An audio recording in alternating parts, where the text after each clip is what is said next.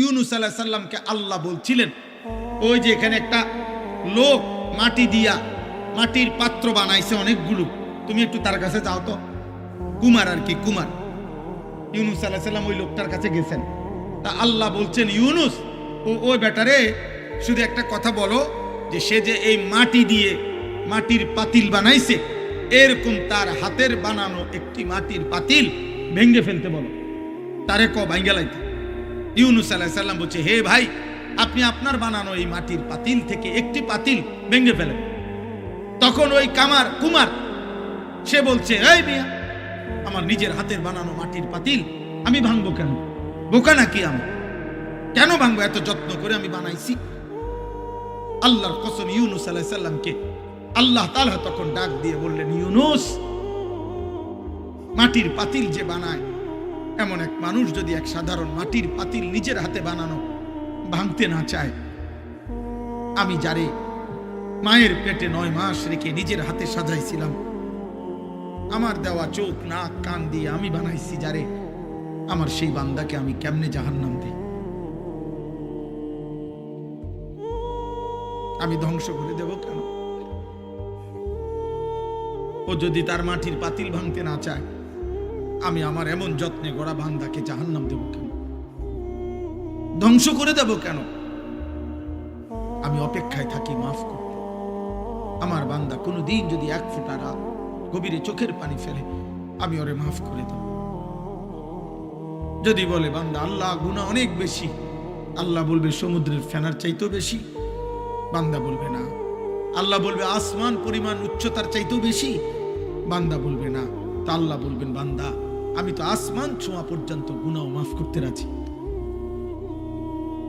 আমি তো সমুদ্রের ফেনার চাইতেও বেশি গুনাহ মাফ করতে রাজি।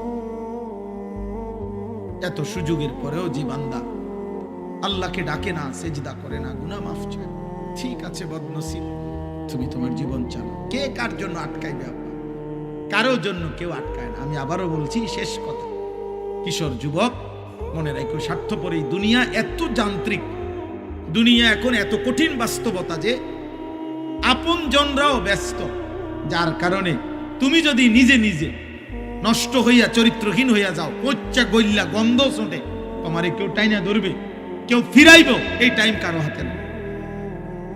আমার এই কথা এক ছেলে হলেও বাস্তবতা বড় কঠিন এখন, কারণ মানুষের এখন উপার্জন দরকার বেশি। 10 টাকার পণ্য 1000 টাকা। মানুষ, আমরা আগে পুরা বাড়ি, মনে করেন আমাকে মুরব্বীরাও বলবেন, আমরাও তো ছোটবেলায় দেখছি, পুরা বাড়ি বাপ চাচা জেডা প্রত্যেকের ঘরের মানুষ যদি মিলে 30 জন হয়, 40 জন হয়, তো পুকুরের কোনা বাথরুম নাকি ওইখানে তো পুরা বাড়িওয়ালারা গেছে না? তাহলে আগে তো এভাবে জরুরত ছাড়ছে, কিন্তু এখন 6টা রুম 6টা বাথরুম। কথা বলে না? 4টা রুম 4টা কি বাথরুম, প্রত্যেক রুম অ্যাটাচড বাথরুম। তাহলে এই ব্যক্তির খরচ বাইরে গেল কিনা? খরচ বেড়ে গেল না? তার বিল্ডিংটার খরচ বাইরে গেল না? এখন সব কিছুতে মানুষের এখন সম্পদ দরকার বেশি, টাকা, উপভোগ। মুশরিকরা এই পাশ্চাত্য এত বেশি চাকচিক্য করে দুনিয়া আমাদের সামনে দিচ্ছে, প্রতিনিয়ত প্রযুক্তি, গতি, আরো রং ঢং, যার কারণে মানুষ বেহাল, আরো টাকা দরকার। তাহলে এখন কে কার সময় নিবে? এই জন্য বাবা আজকে 15 দিন না, আজকে 1 বছরও বাপে জানে না তার ছেলে যে 1 ওয়াক্ত নামাজ পড়ে। এবারও সময় নেই। এবার এক কথা, যা টাকা লাগে তোর মার কাছে রাখিয়া গেছি, টিহা নিস, পেটের বুক লাগলে ভাত খাইয়ে যাইস। এবার তোর মতো করে তুই বড় হ আব্বা, তুই মানুষ হ, নইলে জানোয়ার হ, নয় নারী দেখ, নয় ছবি দেখ, নয় জিনা কর, বেবিচার কর, মদ খা, নয়তো জুয়া খেল, অসৎ বন্ধুদের সাথে, তোর চুল তোর মতো, তোর চেহারা তোর মতো, কিসের আল্লাহ, কিসের খোদা, কিসের নবী, কিসের রাসূল, তোর মতো তুই চা। কারো হাতে সময়, কারো হাতে সময়। এই হলো মূল বিষয়।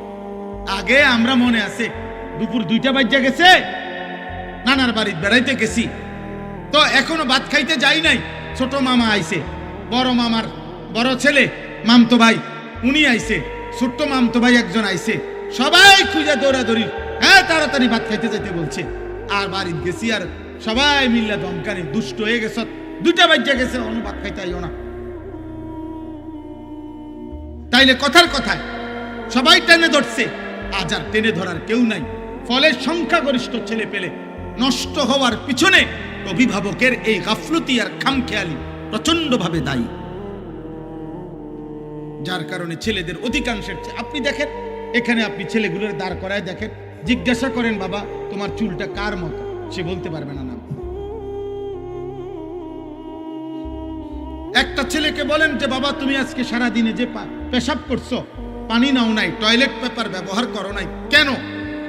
আর এটা তুমি কি একবার কুত্তা দেখছো যে কুত্তার সাথে মিলে নাকি মানুষের সাথে মিলে? তুমি একটাবার দেখো।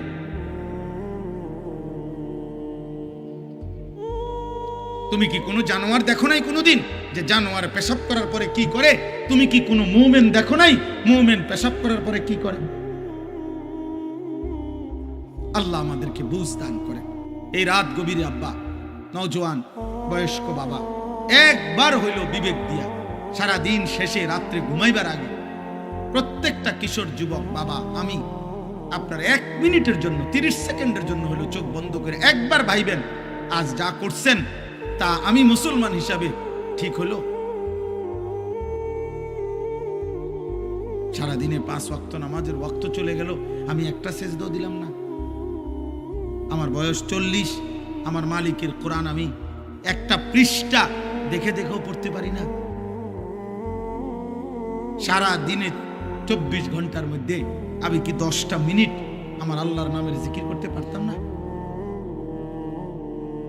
হ্যাঁ, আমার আজকের সারা দিনের উপার্জন 1000 টাকা, আমি কি আমার আল্লাহর পথে 10টা টাকা খরচ করতে পারতাম না? কোনোদিনই মনে পড়লো না।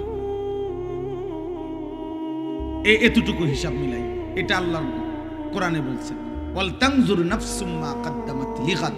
বান্দা তুমি হিসাব কইরো আজকের দুনিয়া থেকে আগামীকালকের আখিরাতের জন্য কি পাঠাইছো। 2 নম্বরে আল্লাহর নবী বলছেন, আল কাইয়িসু মান দানা নাফসাহু, বুদ্ধিমান সে যে নিজের হিসাব করে। নবীজি বলছেন, হাসিবু ক্বাবলা আন তুহাসাবু, আল্লাহ তোমার হিসাব নেওয়ার আগেই নিজের হিসাব তুমি করো। আল্লাহ আমাদেরকে বুঝ দান, আল্লাহ আমাদেরকে বিবেক দান করে। তাহলে আল্লাহ তাআলা আমাদের কাছে তাকওয়া চায়, গুনাহমুক্ত জীবন চায়, আল্লাহর আনুগত্যপূর্ণ জীবন চায়।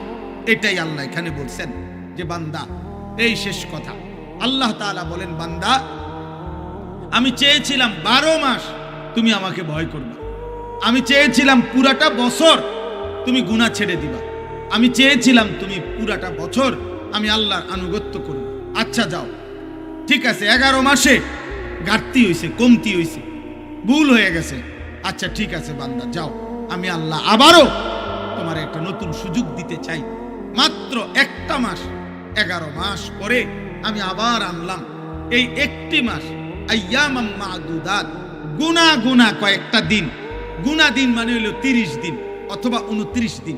আল্লাহ যেন আশ্বাস দিয়া নিশ্চয়তা দিয়া বলতেছে, বান্দা 31 দিন হবে না বললাম, 32 দিনও যাইতো না, হয় 30 নয়তো 29, এই দুইটার মধ্যেই থাকবে। 29 বা 30 দিনের মাত্র গোনা হিসাব করা 1টা মাস, মাহে রমজান, আমি আবারও 11 মাস পর পর তোমার সামনে আনলা তোমার কাছে আমি আল্লাহ পেশ করলাম। এই 1টি মাসে তুমি আমি আল্লাহর হুকুমটা পারো, গুনাহ ছাড়ো এবং আমার আনুগত্য ঠিকঠাক মতো করো। আমি আল্লাহ ওয়াদা দিলাম, লাআল্লাকুম তাত্তাকুন, 30 দিনেই তোমারে মুত্তাকি বানায় দেব। 30 দিনের মাথায় চাঁদ উঠাইয়া ঈদের দিন জান্নাতে পৌঁছায়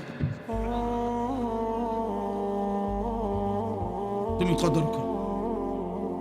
একটা কথা মনে রাখবেন, তাফসীরের মধ্যে আছে আল্লাহ তাআলা মূলত বান্দাকে মাফ করতে চায়, আল্লাহ তাআলা মূলত বান্দাকে জান্নাত দিতে চায়। এই জন্য আল্লাহ তাআলা বাহানা তালাশ করে কোনো না কোনো ভাবে আমার বান্দারে মাফ করে দেওয়া যায় কিনা, কোনো না কোনো ভাবে জান্নাত দেওয়া যায়। একটা মানুষ বুঝে আমি উনারে কথার দ্বারা ফেসাইতেছে, মনে করেন উনি আমারে বলেন, আমার ভিতরে যেন আমি উনার কথাটা শুনতাম না, এই জন্য কথা ঘুরাইতেছে। কথার কথা এমন হয়, মানুষ বুঝে ভাই আমি বুঝছি আসল কথা হলে আপনি আমার দিতেন না, এর লেগে হুদায় ঘুরাইতেন আছে, বুঝেন নাই কথাটা, ইচ্ছা করে কি হে বুঝতে চাচ্ছেন। আল্লাহ তাআলার বিষয়টা এমন না যে আল্লাহ যেন চাচ্ছে যে না আমি তোরে মূলত জাহান্নাম দেব, না না, কসম আল্লাহ। আল্লাহ বলছে বান্দা আমি মূলত চাই জান্নাত দিতে, আমি মূলত চাই মাফ করে দিতে।